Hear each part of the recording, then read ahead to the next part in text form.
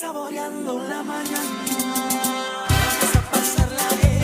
Ya empezó el mejor programa, cocinando con sazón, diversión en la mañana. Saboreando la mañana, saboreando la mañana.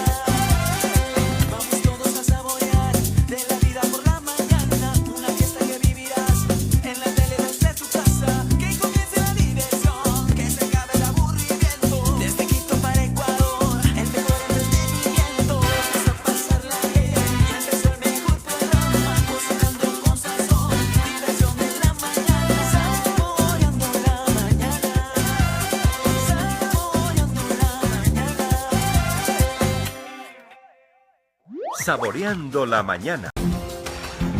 Hola, hola amigos, ¿cómo están? Muy buenos días, bienvenidos a Saboreando la Mañana. Martes, iniciamos nuestro día con muchísima energía, muchísimo positivismo. Esperamos que usted en casa se encuentre muy, pero muy bien. Iniciamos también con actualización COVID-19 y a continuación nosotros vamos a ver una nota muy interesante porque como seres humanos, ¿qué hemos aprendido del COVID-19? Un año ya, señoras y señores, veamos exactamente todo lo que nos hemos informado sobre este nuevo virus.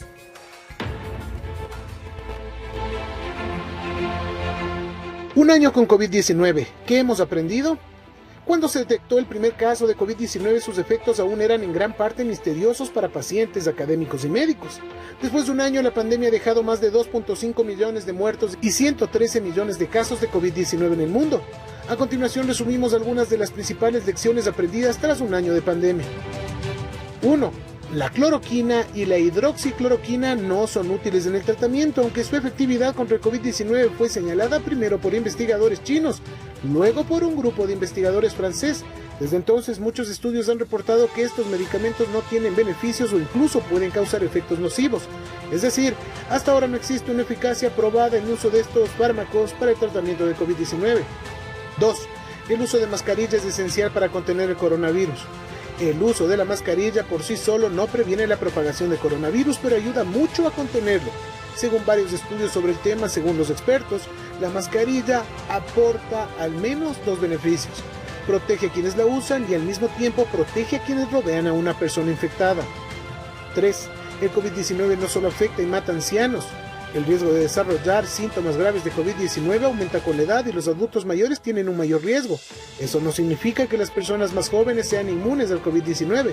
Incluso aquellas que no tienen comorbilidades como diabetes, hipertensión y obesidad pueden desarrollar los síntomas más graves de la enfermedad, requiriendo hospitalización e incluso morir a causa de ella. 4. El coronavirus tiene un origen animal y no fue producido en un laboratorio. Los datos muestran que el nuevo coronavirus apareció en murciélagos, pero es poco probable que estos animales se encuentren en Wuhan. Aún no ha sido posible identificar al animal intermedio, explicó el jefe de la misión de la OMS, Peter Ben Embarek. La investigación sobre el origen de coronavirus es todavía un trabajo en curso. 5. El contagio por envases de alimentos es mínimo. En agosto del año pasado, la OMS dijo que no había casos confirmados de COVID transmitido por alimento o envases de alimentos. No es necesario desinfectar los envases de alimentos, pero las manos deben lavarse bien después de manipular los mismos. Según la publicación, no hay evidencia comprobada de que los alimentos o los envases sean una fuente probable de transmisión de coronavirus. Y 6. Es posible contraer COVID-19 dos veces. La investigación realizada por la Agencia de Salud Pública del gobierno británico encontró que la mayoría de las personas que han contraído COVID-19, un 83%, tienen inmunidad durante al menos 5 meses, pero los casos de reinfección con COVID-19 se están identificando en varios países. Las medidas de contención y la vacunación son, según los expertos, factores clave para prevenir los brotes por nuevas variantes. Así es, muy buenos días con todos. Excelente nota y excelente información que nos ha dejado toda esta enfermedad. Y para continuar con la actualización del COVID-19, vamos a ver si la variante brasilera parece que está ganando la batalla del coronavirus. Veamos la siguiente nota.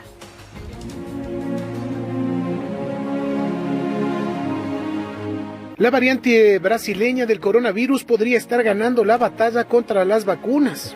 Después de un año de la pandemia por el coronavirus ya se sabe mucho sobre COVID-19 y más de 2 meses de vacunación han supuesto un aprendizaje acelerado sobre las distintas dosis, incluso si se empiezan a conocer más detalles sobre las nuevas variantes del virus, para las que parece que algunas vacunas siguen protegiendo a la población. Un estudio publicado a mediados de febrero ha sugerido que las vacunas de Pfizer y Moderna siguen siendo eficaces contra las cepas como la sudafricana. Sin embargo, poco se sabe aún sobre la variante procedente de Brasil. Es posible que algunas de las mutaciones puedan escaparse de la inmunidad generada por una respuesta inmune natural y que una persona que ya ha pasado el COVID se pueda reinfectar con una cepa de esa. ¿Es posible que esa cepa sea resistente a las vacunas? También es posible, no lo sabemos, así explicaba hace un mes José María García Ruiz de Morales, jefe de inmunología del Hospital de León, sobre la incertidumbre que se tenía en una entrevista con Business Insider España. Uno de sus temores parece haberse confirmado, ya que Sanidad ha informado que una probable reinfección en España sea con la cepa brasileña o P1. En su actualización de la situación epidemiológica sobre las variantes del país, publicado este 1 de marzo pasado, el ministro recoge un caso de reinfección probable, registrado en España por la variante procedente de Brasil. Se han detectado 2 casos aislados, ambos vinculados con Brasil, y 3 brotes. Cabe destacar además que uno de los pacientes incluido en el segundo brote es un caso de reinfección probable. Se explica en el documento que aclara que no se han encontrado vínculos con Brasil en los 2 primeros brotes, pero sí en el tercero. El documento, que incluye la cepa brasileña entre las variantes de coronavirus de importancia para la salud pública en España, aquellas más virulentas con mayor transmisión o que pueden escapar a los anticuerpos. Señala que se trata de una variante extendida en la región amazónica de Brasil, con escasos casos comunicados en otros países. Informa de que su transmisibilidad y virulencia se encuentra en estudio y deja abierta la puerta a un posible escape a una respuesta inmune. Esta cepa tiene una capacidad de transmisión de entre 1.4 y 2,2 veces más que las que le preceden, y es capaz de evadir la respuesta del sistema inmune y volver a contagiar entre el 25 y el 61% de las personas que ya hayan pasado el SARS-CoV-2, según un estudio del Centro Brasil-Reino Unido para el Descubrimiento de Diagnóstico de Abrovirus, recogido en el periódico La Voz de Galicia. Esta investigación, pendiente de revisión por pares y publicada el pasado viernes, aunque no se encuentra en revistas científicas, se complementa con otro estudio que ha visto la luz del mismo día. Según este, realizado por investigadores de la Fundación Osvaldo Cruz de la región amazónica, la carga vírica en el organismo de los individuos infectados con esta variante puede ser hasta 10 veces mayor. Y qué difícil le ha tocado a la humanidad enfrentar este último año, y hemos estado pensando, ya en unos 3 meses esto bajará, en unos 3 meses esto mejorará, luego de una cuarentena esto cambiará. Se ha tornado muy difícil y complicada la vida. Queremos hablar más de este año que nos ha tocado vivir a la humanidad entera. Nos acompaña hoy el doctor Freddy Torres. Él es jefe de infectología del Hospital Carlos Andrade Marín y también jefe de área COVID. Doctor, bienvenido. Primero, esto es algo que hay que hacer como ciudadano. Gracias por todo su trabajo a usted y a todo su equipo, a todos los trabajadores que están en el frente de esta situación tan complicada. De todo corazón, gracias por todo ese esfuerzo. Doctor, ha pasado un año. ¿Qué conocemos de nuevo? ¿Qué se ve? ¿Hay esperanza en el futuro con el tema de las vacunas? O quizá lo que escuchábamos de la variante brasileña pone a pensar un poco, a no ser tan optimistas. ¿Cuál es su visión de experto en esto? Bienvenido. Muchas gracias por la invitación. Sí, precisamente en nuestro hospital, el 17 de marzo cumplimos un año de haber recibido el primer paciente de COVID. Y sí, definitivamente nos ha cambiado la vida a todos, en todo sentido, en la parte familiar, en la parte política, en la parte económica, social, religiosa. Lo que nos ha dejado de enseñanza el virus es que la humanidad se pone de rodillas ante un patógeno microscópico. Eso es definitivo. Un solo virus fue capaz de encerrar a todo el mundo durante varios meses y hasta ahora no lo controlamos. Sí, durante este año hemos tenido varias batallas que ganar. Nos ha tocado perder algunas de ellas. Sin embargo, el conocimiento se sigue progresando día a día. Uno de los avances definitivamente de la pandemia es la vacuna, ¿sí? Cuando nosotros hace un año veíamos en las noticias un nuevo brote en China, estaba lejos de creer que nos iba a llegar al Ecuador. Bastó un mes para que lleguen los casos acá. Y de ahí pues nosotros hemos tenido que batallar con muchas cosas, muchos inconvenientes. Íbamos adquiriendo conocimientos sobre la marcha, leyendo papers, artículos. Y claro, ¿no? Entre medicamentos y medicamentos pues aprendimos que no existe una cura todavía. La vacuna definitivamente que se pudo desarrollar de forma pero extraordinaria, se batió récord en lo que es investigación de medicina. La vacuna nos ha dado muchas esperanzas y de hecho se puede ver que en varios países donde ya tienen un plan de vacunación masiva, definitivamente los contagios han disminuido. Entonces, claro, surgen ahora las nuevas cepas que están circulando en el mundo. Probablemente las dos primeras cepas, sobre todo las del Reino Unido, sí se puede cubrir con la vacuna que se están desarrollando, las que están desarrollándose o las que se desarrollaron más bien como la de Pfizer, porque son vacunas polivalentes, es decir, todavía esas cepas pueden cubrirse. La cepa de Brasil todavía no sabemos, probablemente nos toque desarrollar una nueva vacuna para que pueda cubrir este tipo de cepa. Doctor, mucho se ha hablado durante este año de la ivermectina, del dióxido de cloro, de la nitazosanida. Hay tantas cosas que uno escucha y mi vecino me dijo y a mi amigo le funcionó y al tomar esto tuvo síntomas suavitos o lo que sea. ¿De qué depende esto, doctor? ¿Existe realmente alguno de estos químicos que pueda bajar un poco la sintomatología de este virus?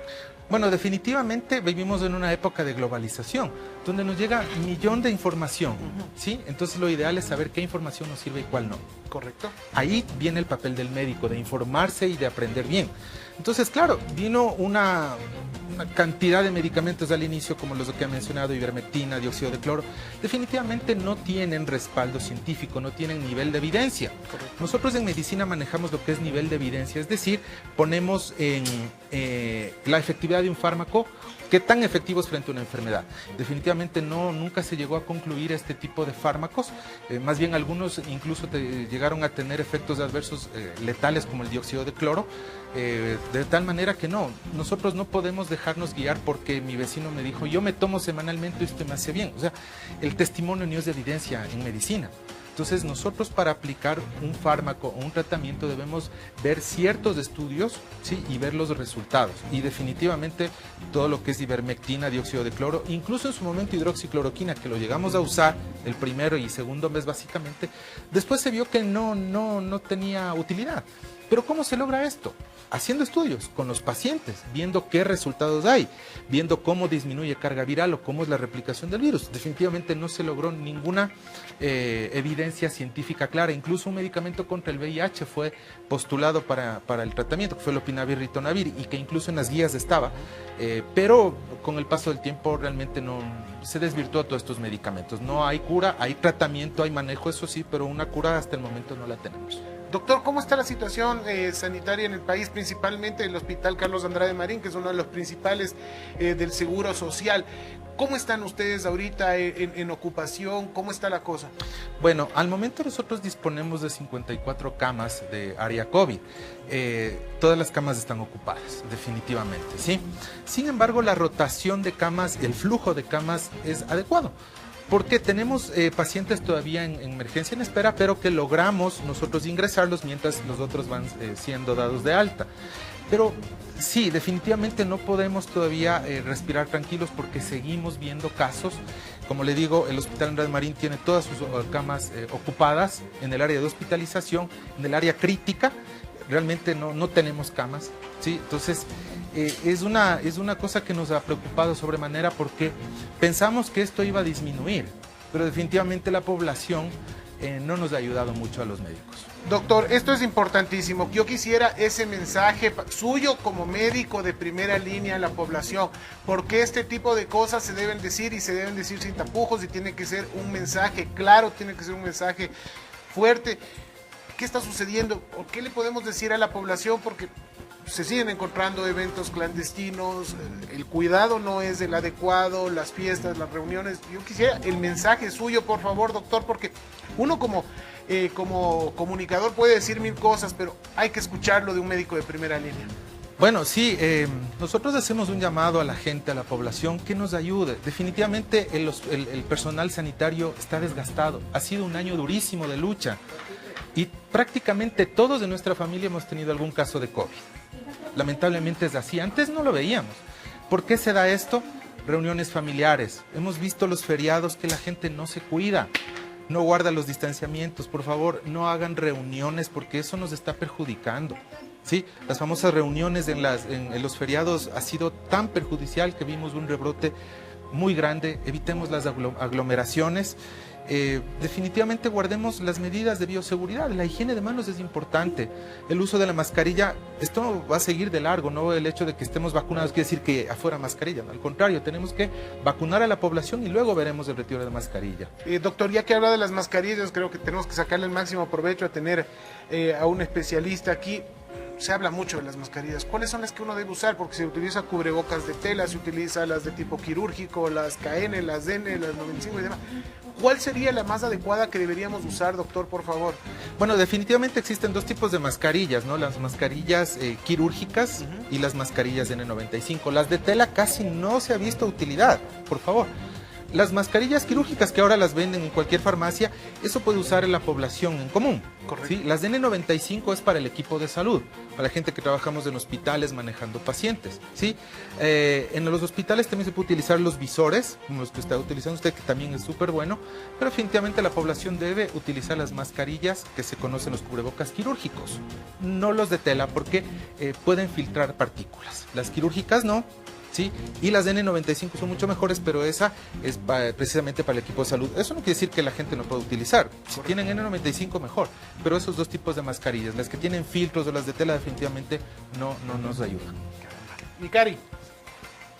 Muchísimas gracias, gordito. Doctor, ¿cómo está? Muy buenos días. Una pregunta, ¿qué es lo que sucede con los recontagios? ¿Qué pasa cuando supuestamente una persona se enferma y nos dicen que hay una inmunidad entre 3 y 6 meses y después te vuelves a contagiar? ¿Qué es lo que sucede? ¿En realidad existe esta inmunidad de estos 3 o 6 meses según lo que usted ha podido ver? Sí, precisamente nosotros manejamos ese rango, ¿no? De una persona cuando se contagia, esperamos que su inmunidad dure precisamente entre 3 a 6 meses.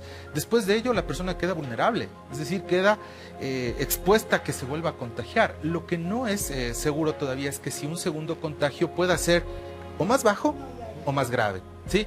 Ha habido casos en que aquí en el Ecuador documentados casi no existe, pero en otros países hemos visto que los recontagiados hacen un cuadro mucho más leve. Pero hay otro grupo que hace muy severo. Entonces, eso todavía tenemos que verlo. Lamentablemente la pandemia tiene un año, pero tenemos que seguir aprendiendo con el día a día. Entonces, sí, hay recontagios, sí, eso es un hecho, pero no sabemos si es más simple o más leve o puede ser más grave. A pesar de que usted ha dicho, doctor, incluso las personas que ya superaron el COVID deben seguirse cuidando. Nos acaba de decir el doctor que una vez que tengamos vacunas acá en nuestro país hay que seguir usando la mascarilla, eso está clarísimo. ¿Cuál es su recomendación, por ejemplo, a las personas que ya superaron y que quizás se relajaron un poco? Dijeron, ya me curé, tengo 150 de anticuerpos. ¿Qué deberían hacer estos pacientes que superaron, doctor? Hay que recordar que cuando una persona adquiere el COVID se va generando una serie de anticuerpos, pero ellos van bajando conforme pasan los días. Entonces una persona que ha tenido o que ya ha superado el COVID debe mantener las mismas medidas. ¿Por qué? Porque a pesar de que tenga o que haya superado el COVID, puede ser que contraiga virus de otra persona y claro, como ya me dio COVID no voy a desarrollar la enfermedad, pero ciertas partículas puedo yo transmitir a otras personas. Entonces ahí está la clave. Una persona que supere el COVID y que se haya relajado puede ser un potencial transmisor de la enfermedad, todavía, ¿sí? Entonces hay que tener mucho cuidado con los grupos vulnerables en este caso. Es por eso que nacen los conceptos de las reuniones familiares. Porque en las reuniones familiares, o sea, están los niños, están los adultos y sobre todo los adultos mayores son los que más temen. Entonces uno va relajado y dice, sí, ya me dio COVID, así que tranquilos, cuidado. Puede ser portador de pequeñas partículas y transmitir.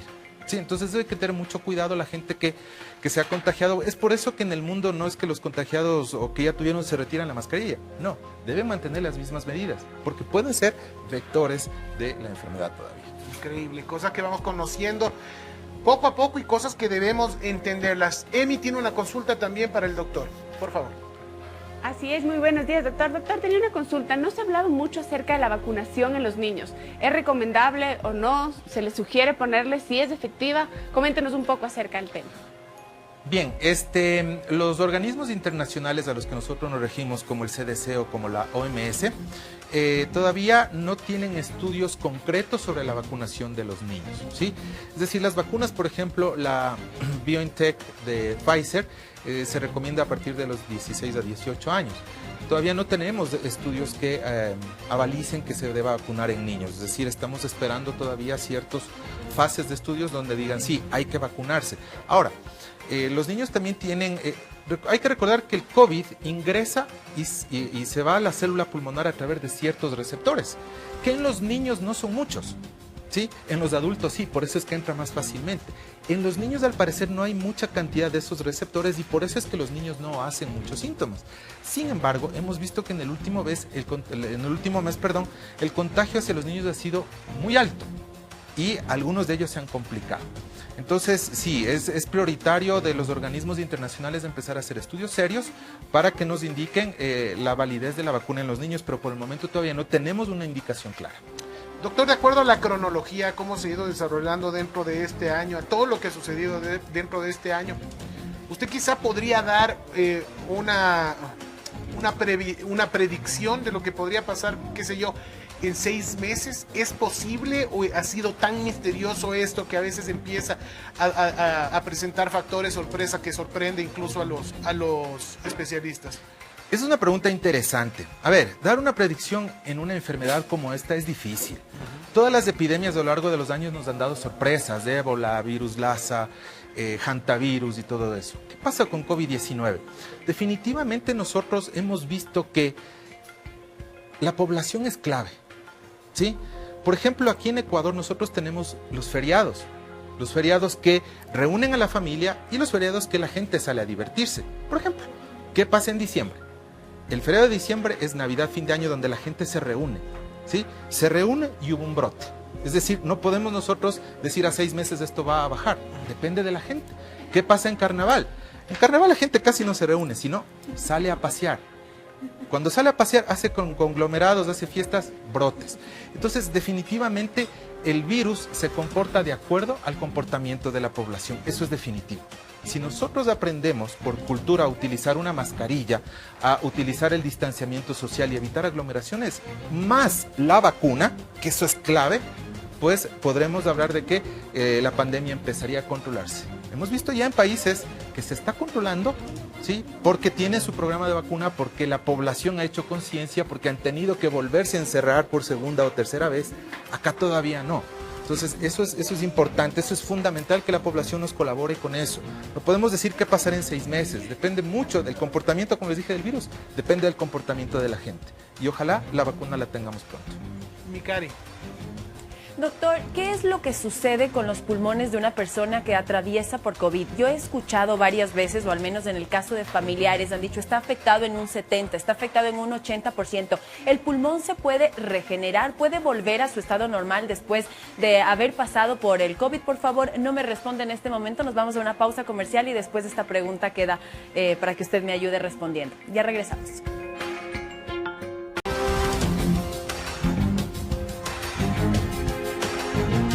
9:58 y nosotros continuamos con más de Saboreando la Mañana. Doctor, quedó una pregunta, por favor, si me ayuda. Vuelvo a repetir la pregunta. ¿Qué es lo que sucede? ¿Qué es lo que sucede, doctor? Estábamos hablando hace un momento. ¿Qué es lo que sucede cuando en realidad ya se me... Los pulmones, exactamente, se me cruzó ahorita con lo que estábamos conversando. ¿Qué es lo que sucede con los pulmones de una persona? Se habla, por ejemplo, en mi familia, mi cuñado tuvo y dijo que quedó afectado en un 70-80% su pulmón. ¿Se puede volver a regenerar los pulmones de una persona después de haber atravesado por COVID? Bueno, estábamos conversando hace un rato y se me cruzó, me pasó la pregunta. Sí, aquí hay que tener en cuenta que la enfermedad puede ser leve, puede ser moderada, puede ser severa. Los cuadros leves son aquellas personas que son diagnosticadas y que no pasan más allá de tener fiebre y que están en casas aisladas, ¿sí? El cuadro moderado son aquellas personas que ya necesitan una hospitalización general. La afectación de los pulmones en esas personas puede ser del 60, 70, 80%, pero esos cuadros leves, dependiendo de la edad, por ejemplo, pueden recuperarse totalmente.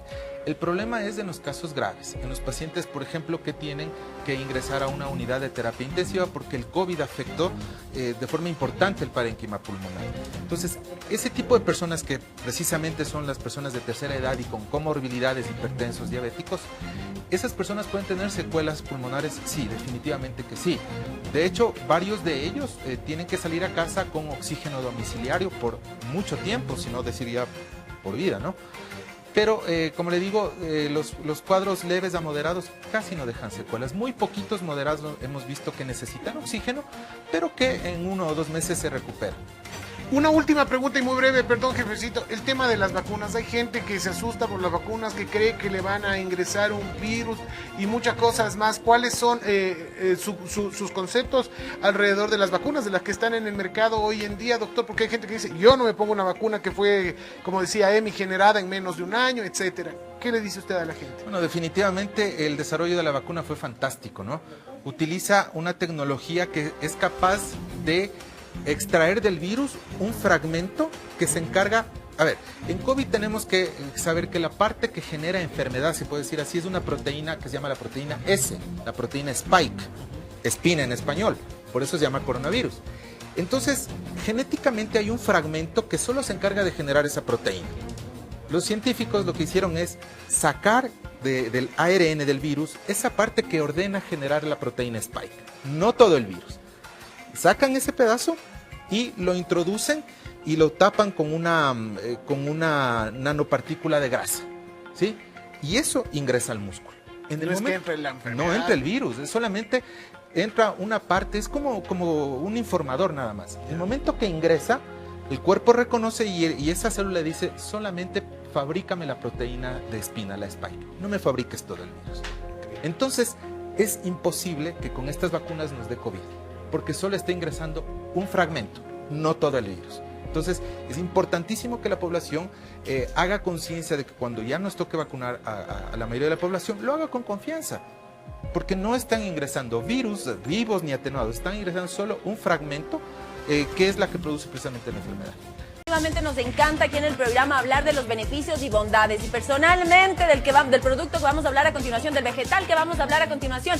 Espectacular, a mí me encanta, pero es un sabor como adquirido, es del espárrago. Antes no me gustaba, pero ya con el consumo poco a poco definitivamente me fascina, pero los beneficios y bondades son maravillosos. Así es, mi querida Cari. Aparte, el espárrago tiene muchos beneficios nutricionales para nuestra salud y también es bastante multifacético. Puedes utilizarlo en ensaladas, en varios platos. Y de hecho lo puedes hacer al horno, lo puedes hacer, no sé, relleno con un poquito de queso, lo puedes Blanqueado, hacer hervido, no. blanqueado, simplemente te lo puedes comer así. Los beneficios del espárrago definitivamente son muchísimos, que a continuación usted y nosotros lo vamos a conocer.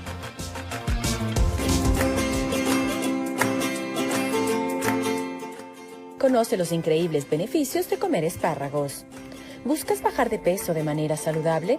Necesitas aumentar el consumo de nutrientes esenciales. Hay una manera sencilla de lograrlo, incorporando espárragos a tu dieta. Aquí te explicamos cómo preparar este delicioso vegetal y cuáles son sus beneficios para la salud. Existen diferentes variedades como el blanco, el morado o el triguero. Los expertos recomiendan consumir el espárrago fresco antes que enlatado. Procura reservarlos bien en el refrigerador si no los vas a consumir y lavarlos antes de cocinarlos. Puedes prepararlos al vapor, asarlos en la parrilla o al horno, saltearlos, triturarlos para beberlos o hacerlos crema o simplemente comerlos crudos. El espárrago es un alimento muy recomendado debido a que combina un bajo nivel calórico. En una media, una taza solamente tiene 20 calorías, con una amplia variedad de nutrientes. A continuación, nosotros vamos a conocer cuáles son sus beneficios. Para bajar de peso. Aunque este es uno de sus beneficios más reconocidos, la evidencia científica que lo respalda aún es insuficiente. Muchos especialistas creen que los espárragos ayudarían a bajar de peso debido a que son 94% de agua, bajos en calorías y ricos en fibra, lo que promueve la sensación de saciedad. Función digestiva. Su rico contenido de fibra también resulta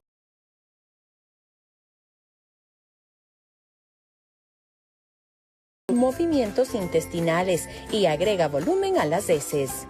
Además, la fibra de los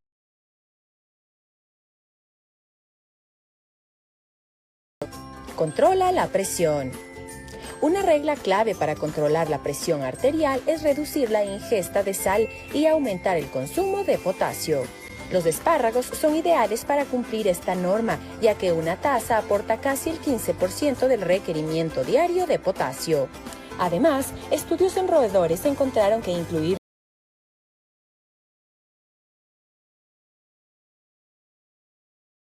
y laxante. El uso de este vegetal para estimular la eliminación de desechos tiene una larga tradición.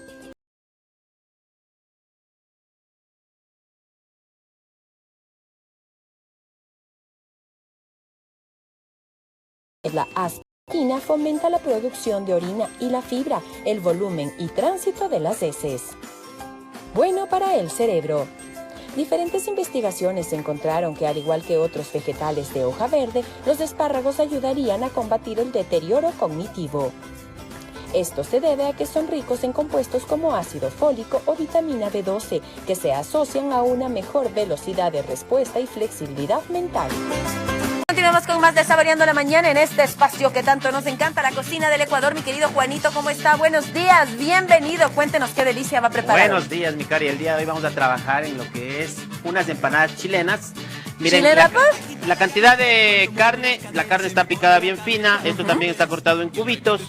Vamos a agregar en la carne lo que es un poco de ají fresco con un poco de ajo. Okay. Vamos a incorporar una pequeña cantidad de sal. Y acá tenemos nosotros condimentos como es un poquito de paprika, orégano, tenemos mezclado, ajo en polvo también. Y vamos a incorporar también una pequeña cantidad de vinagre. ¿Para qué vinagre? El vinagre le va a ayudar a ablandar la carne. ¿sí? Ah, Para ablandarle la carne. Y esto lo que vamos a realizar es un proceso en un sartén caliente. Vamos a cocinarlo por separado. Dentro del Juanito, perdón, carne. solo una pregunta. ¿Tiene que ser, qué tipo de carne tiene que ser y no Pulpa funciona negra. molida? No molida. No molida. Carne entera. ¿Ok? Picada finamente. ¿Y qué Pulpa tipo de negra carne? podría Pulpa ser. negra. Podría ser un lomito, podría ser un punto de una cadera, por ejemplo. Tiene No hay que ser problema. suave. Sí, tiene que ser suave. Perfecto. Vamos con este proceso, Venga mi por Cari. acá, guachito. Acá tenemos lo que es cebolla cortada. Recuerden que aquí utilizamos cebolla perla para tener ese tema de dulzura. Ya. Vamos a incorporar. Este proceso va a ser un poquito largo ya que la cebolla necesitamos acaramelizarla y que llegue a un punto de cocción correcta. Perfecto. Vamos a necesitar el mismo procesamiento de los aliños que utilizamos para la carne. La misma mezcla La de esta misma vamos a poner mezcla. en la cebolla, ok. Una pequeña cantidad de sal Perfecto. y vamos a añadir una pequeña cantidad de aceite para tener una reacción o efecto en el tema de la cocción, en ese dorado mayar que se necesita conseguir. La temperatura que esté muy alta, el fuego que esté bastante fuerte. Y hay que estarla moviendo constantemente Y hay- a que no se queme. No se va a quemar, pero No se sí quema. se necesita moverlo para que se cocine parejamente, uniformemente, ¿no? Que sea más prolijo el cocido. Ok, Ahí lo perfecto. dejamos. Esto va a tardar entre unos 10 a 15 minutos. La carne, vamos a hacer el mismo proceso. Miren, un sartén bien caliente. Incorporamos lo que son las carnes. Igual, acá tenemos un sartén bien caliente por separado. Incorporamos una pequeña cantidad de aceite. Y vamos a dejar también que este se llegue a dorar para luego mezclar los dos. Hay que recordar, dentro de eso hay rellenos como por ejemplo aceitunas, tenemos pasas, huevo duro, que va a ser para el proceso, ¿no? Muy bien, Mientras Juanito. tanto, el tema de la masa, que es importante. Tenemos harina, vamos a incorporar una pequeña cantidad de sal, Muy bien. polvo de hornear. ¿Qué harina tiene que ser? Cualquier harina que encontramos en la tienda. Harina Juanito. panadera pastelera, no hay ningún problema. Ok, perfecto. Acá tenemos manteca, no manteca de cerdo, sino manteca vegetal. Miren, una cantidad de manteca que esté blanda, no que esté muy dura, ¿no? Perfecto. O peor, si está refrigerada, tiene que ser una manteca blanda. Y vamos a utilizar aquí lo que es agua, Muy una bien. cantidad. Vamos a utilizar sal, igual en la parte del centro. Y vamos a hacer una mezcla hasta formar una masa. Luego vamos a dejar Juanito. reposar, estirar, esperar los rellenos y vamos a empezar a ver el proceso de cómo se elabora la masa. La cocción de esta va a ser en el horno. Vamos a ver cómo lo elaboramos mediante el tema del cierre y lo demás. Muy bien, Juanito. Entonces, mientras se queda amasando esta masa, valga la redundancia, esta harina, mientras empieza a preparar la masa, necesitamos saber cuál es la receta para preparar estas empanadas chilenas que ya está en pantalla. Por favor, Negrita, me ayuda, Negrita chiquita, en mi micrófono, ahí fue. Muchas gracias, chiquitina. Empanada Vaya. chilena, harina, manteca, agua, sal, relleno, para el relleno carne, Tiene que venir a venir. vinagre, A ver, así, Negrita. sal, no. Sí, Negrita. Comino, ajo, Háganos reír, chiqui. orégano, cebolla, pela, ají, ¿qué dice? ¡Ajo! Ají, ok. Entre las dos no podemos, Negrita, par de ciegas. Ajío merquén. Ajío merquén. Ah, ya, sí, dígalo. Homer cake, relleno, para el relleno otra vez de aceituna, ponga nerviosa, huevo duro y las pasas. Muchísimas gracias, mi querido. Entre las dos no pudimos, par de ciegas. Muy bien, Juanito, cuéntenos cómo va esa masa. Ok, miren, la masa es súper sencilla, no necesitamos complicarnos mucho. No se necesita más elementos, miren, la textura de la masa tiene que ser suave, ¿no es cierto? Si necesitan un poquito más de harina pueden adicionar. El amasado tampoco es un amasado largo, como para crear y hacer un pan, va a ser súper sencillo. Miren, ya tenemos prácticamente... Pero esta textura también nos ayuda la grasa, ¿verdad? Listo la masa, miren, por supuesto, la grasa es lo que nos ayuda y lo que vamos a hacer es tener este proceso en unos 2 o 3 minutos más. No necesitamos un amasado largo, un Si reposo. quiere librarse del estrés, empiece a preparar estas empanaditas chilenas porque le da duro a la masa y ahí uno Checho se que desquita. no nos da paso, le Eso, vamos a dar dele así. Checho, imagínese Checho, que es el Checho, Checho, eso, Checho, ¡vámonos, Checho. duro! ¡Eso, dele, Juanito! No nos da paso enseguida. Checho, Toma, Checho, toma Checho. Y prácticamente esta empanada Checho del día de hoy va a estar en el tiempo que necesitamos. Ahí está, gracias a las habilidades de mi querido Juan. Toma, es Checho. Eso es para ti, jefecito. Eso es lo que opina Juanito. Ok, miren, la masa lista. No necesitamos más. Los huevitos vamos a pelar, ya están duros. Vamos a utilizar lo que son pasas y vamos a utilizar un poquito también de... Me cansó eso, ¿ah? Vamos a utilizar un poquito de maicena, ¿ya? Para darle esa textura que se necesita. Muy bien, y Muy ahí poco. tenemos la cebollita. Miren la cebolla. Muy bien, Juanito, entonces mientras esto se queda cocinando, nosotros vamos a darle paso a mi querida gordito, a mi querido gordito que tiene buenas recomendaciones. Así es, mi gordito. Esto es para la negrita Magus, que tiene estos bellísimos rizos. Y ahorita me encuentro con Gabriela Espinosa, que nos va a contar acerca de cómo mantener un cabello rizado bonito y el corte. Y creo que vamos a realizar un corte en seco, ¿verdad? Así es, A que vean que sí se puede. Cuéntanos un poquito, Gaby. Chévere, Emi, gracias. Miren, les cuento. El cabello rizado siempre lo debemos cortar en seco. Es diferente a cuando ustedes se lo cortan en mojado. ¿Por qué? Cuando a ti te cortan el cabello en mojado, el cabello se seca y crece perfecto. El rizos, si es que le cortas en mojado, cuando se seca en desigual, ¿ok? Vira un poco tu cabeza, por favor. Entonces se quedan de diferentes tamaños, ¿te das cuenta? Lo importante es que los cortemos en seco para que quede de una forma uniforme. Algo súper importante, has visto que nos dicen, córteme un poquito y sales de la peluquería con que te cortaron melena, un montón córteme las de cabello. puntas y uno sale con melena. ¿Qué pasa en los churros? Te voy a enseñar en el caso de ella. Ella puede decir, córteme 1 centímetro. En mojado, 1 centímetro puede ser 20 centímetros. Claro. Entonces hay que cortarlo en seco para respetar el patrón del Y sin estirar, ¿verdad? Sin estirar, exacto. Le cortamos de acuerdo a lo que es su churro. Vamos a ver. De esta forma. Perfecto. Ok. Y hay que dividirlo de igual manera en capas. Le como un dividimos corte. en secciones. Lo recomendable para las churonas, cuando nos gusta el tema de volumen, es que lo podamos cortar en capas. Mientras más capas tienes, más volumen se va a formar. En las capas más pequeñas, arriba siempre, ¿no? Arriba, desde pequeñitos a lo más largo, ¿sí? Entonces vamos a hacer un poco en este momento. Vamos a dividir en secciones. Así es. Mientras vamos haciendo el corte, cuéntanos un poquito, Gaby, acerca de los cuidados, porque las personas que tienen rizos en el cabello siempre es un cuidado diferente a un cabello normal. Es totalmente diferente. Como les contaba la semana anterior, primero no lo debemos lavar todos los días. Tenemos que peinarlo con mucho más cuidado. Eso es súper importante. Perfecto. Le voy poniendo acá. Le vamos a poner acá. Mira, aquí te voy a ir mostrando. Le vamos a respetar su rizo. Cortamos. ¿Va a ser solo puntas o vamos a salir con melena? Le vamos a cortar solo puntas. ¿Ves? Algo Perfecto. súper importante también es que cortemos en la curvatura. Ok. Has visto que hay chicas que dicen, tenía churros, me voy a cortar y ahora tengo lacio. Es porque para les cortan terminar, mal. es para terminar con la curva Con la curva del rizo. Perfecto. Exacto. Y que Eso no es tengamos súper- el cabello rizado y la punta lacia, que es lo que suele pasar. Exactamente. Entonces siempre, chicas, ya saben, a todas aquellas que tengan el cabello rizado, ir siempre con los expertos y las mejores recomendaciones. Ya las tenemos aquí en Saboreando la Mañana. Exacto, gracias, Emi. Seguimos viendo ese corte, que va a ser, este sí es del verídico solo puntas, no va a salir con melena la modelo. ¿Algún otro tip que tengamos al momento de bañarnos? ¿Cada cuánto a la semana nos bañamos con el cabello rizado? Mientras menos nos lavemos, menos se va a resecar. Eso es súper, súper importante.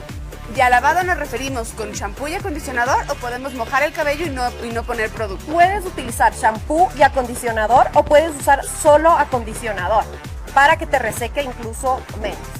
Mira esta belleza de onda, pero como te decía, 1 centímetro es un montón de largo de cabello. Eso es lo que tenemos que tener cuidado. Entonces ya saben, chicas, si van a cortarse el cabello, dejen muy claro al estilista cuál es el centímetro que ustedes quieren cortarse y si tienen en rizos, cortarlo en seco. Muchísimas gracias, Gaby, por acompañarnos esta mañana, siempre en Saboreando la Mañana con las mejores recomendaciones. Y ahora voy con mi querida Cari, que siempre la ven problemada, no sé, está ahí con el teléfono, ya mismo se sube a los muebles a buscar señal. Cari, cuéntame, ¿qué le pasa? Arrancamos presentando a nuestros panelistas, recibimos a nuestra psicóloga invitada. Bienvenida Abigail Zurieta, gracias por estar aquí. Al teniente coronel Henry Herrera, jefe de la UNACE, y a nuestro consultor legal, el abogado Luis Valladares. El tema del secuestro es realmente algo que llama muchísimo la atención. Arranquemos con Abigail. Abigail, nuevamente volvemos a ponernos en esta situación y volvemos a enfrentar como sociedad una realidad, otra de las cosas que nos asustan. El miedo a que nos puedan llegar a secuestrar. Yo siempre he hablado y he dicho este tema de las redes sociales, cuidarse mucho. ¿Qué pasa con una persona cuando empieza a exponer sus viajes, sus autos lujosos o quizá? ¿Qué es lo que sucede? ¿Está vendiéndose quizá para ser secuestrado? Bienvenida, Abigail. Muchas gracias. Buenos días con todos, con la gente que nos mira en casa. Y sí, efectivamente creo que es lamentable, ¿no?, tener que cuidar esta exposición de nuestra vida si queremos compartir lo que hacemos a diario, compartir con nuestros amigos, con nuestra familia, inclusive con nuestros seguidores, si tenemos varios seguidores. Sin embargo, creo que muchas de las veces esta exposición justamente causa esto de los secuestros, ¿no? O por ahí esto de la extorsión, de quizás si es que por ahí hay una imagen o algo comprometedor, pues estas personas o delincuentes, ¿no es cierto?, pues llaman, secuestran o extorsionan a las personas en cuestión. Y es lamentable que tengamos que cuidarnos, sin embargo es la realidad que existe hoy por hoy, así que tenemos que cuidarnos, tenemos que cuidar, no sé, las ubicaciones que compartimos o dónde encontramos, o quizá, no sé, las rutas para llegar a nuestro hogar y todo este tipo de situaciones. Pero creo que es importante también controlar el miedo, porque no podemos vivir con miedo, no podemos vivir siempre con la angustia de, bueno, me están siguiendo, o bueno, algo me va a suceder, algo le va a suceder a la gente que está en mi casa o a mi familia. Hay que poder controlar y gestionar estas emociones. Vivir con este cuidado, sí, efectivamente, de no exponernos quizá, pero tampoco que eso limite nuestra vida, limite nuestro desarrollo. Teniente coronel, una pregunta. ¿Cómo nosotros debemos actuar ante esta situación? ¿Cómo saber en realidad cuando es un secuestro? Porque muchas veces sucede también que alguna persona desaparece y no sabemos si en realidad esto podría llegar a ser un secuestro. ¿Después de cuánto tiempo o al cuánto tiempo nosotros tenemos que avisar a las autoridades para que se empiece la búsqueda de inmediato? Porque se sabe siempre que las primeras horas pues son las más importantes para poder encontrar a la persona. Buenos días a todos. En verdad, el secuestro es un delito atroz y no solamente tenemos que pensar en este delito, sino, como decía la doctora, la exposición es importante manejar para de esta forma no caer en delitos mayores. Entonces, en este sentido, el cuidado, la exposición limitada, buscar espacios en donde podemos presentarnos, pero teniendo restringida cierta información que no nos deje vulnerables.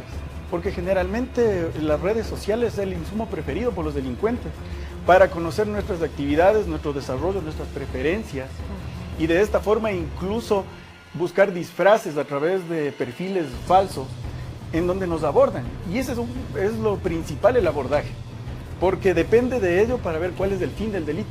Puede ser un secuestro, una extorsión, una violación, un abuso sexual, diferentes tipos o tonalidades delictivas que se pueden presentar a través de ese abordaje, que es importante retenerlo o de alguna forma reducirlo para no generar un prejuicio peor luego. Entonces la idea es, desde el inicio, desde una vez que es abordado, tratar de validar la información. Muchas veces nos abordan con coartadas que son fácilmente verificables. pero sin embargo nosotros caemos en ese tipo de coartadas y muchas veces nos exponemos a que nos afecten en el patrimonio, pero principalmente en nuestra estabilidad emocional, que de alguna forma u otra nos sugestiona y de esta forma nos hace ver otra realidad diferente. Muchísimas gracias. Abogado, yo tengo una pregunta para usted. Justamente que estamos hablando del tema de las redes sociales, muchas veces estos secuestradores se disfrazan en perfiles falsos.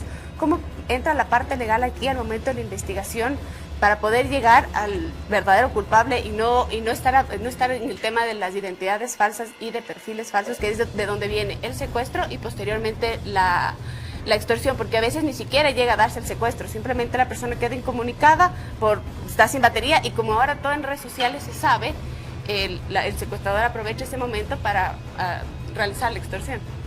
Bueno, lo que debemos informar es que la ley ha sido reformada, hemos hecho una distinción bastante importante en lo que es la desaparición de personas, lo que tenemos que entender nosotros como el secuestro extorsivo, en el cual el secuestro principalmente en las fórmulas, ¿no? La privación de la libertad contra la voluntad de una persona.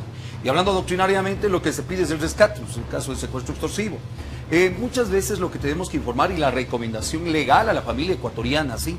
Siempre va a ser de manera inmediata denunciar. Como habíamos reiterado en programas anteriores, mi estimado Esteban, a nivel nacional tenemos un organismo bastante capacitado, uno de los mejores desde mi perspectiva a nivel de Latinoamérica, de la DINASED. Porque es una gran distinción la forma de actuar en todos los casos como que fuera un secuestro actual, un secuestro verdadero, así pudiera ser un secuestro simulado, que la ley también ha sabido determinar y darle una privación de libertad de 6 meses a 2 años, porque esto se daba bastante antes.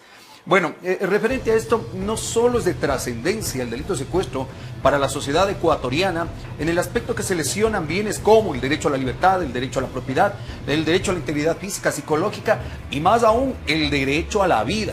Porque recuérdense que el artículo 162 en 4 al secuestro extorsivo, en su inciso final, establece que si producto del secuestro se priva o se lesiona el derecho a la vida de una persona, que puede suceder, ¿sí? se le determinará una pena de 22 a 26 años de privación de libertad. Y como había dicho bien el compañero y el representante de la DINASED, lo que se intenta es no llegar a que esto se agrave, ¿sí? Por ese motivo, por favor, como abogado, como director de una firma, lo principal es denunciar de manera inmediata para que la DINASED actúe, porque muchas veces, como habíamos reiterado, dentro de las primeras horas la actuación de los agentes de policía capacitados va a ser trascendental. Indudablemente lo que dice el abogado Valladares es clave, ¿no? Y para eso la UNACE, la DINASED, las unidades especializadas de la policía están para eso.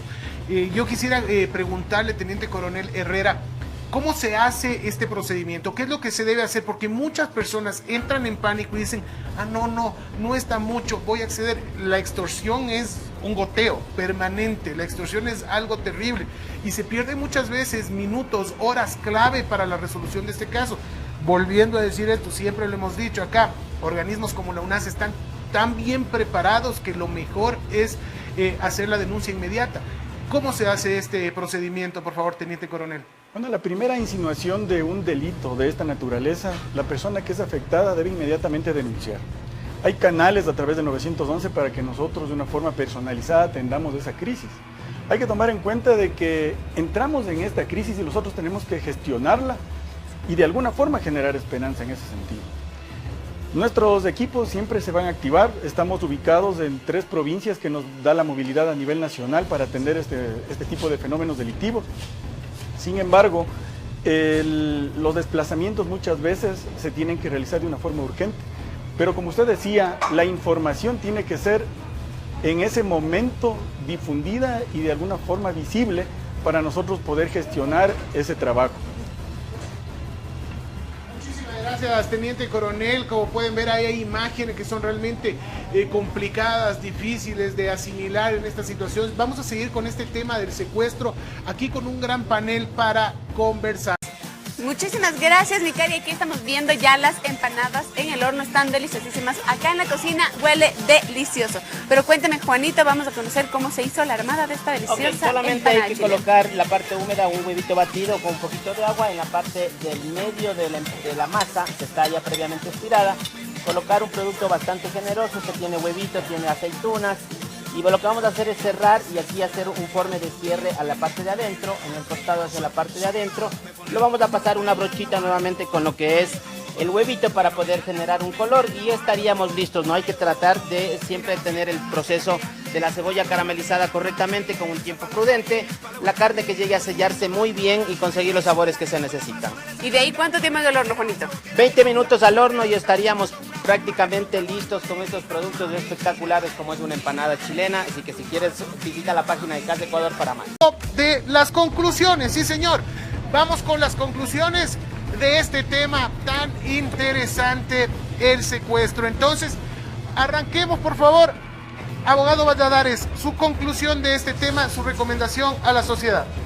Mi estimado Gordito, ¿qué te puedo informar? El secuestro anteriormente era un verdadero sistema de financiar, es decir, una empresa.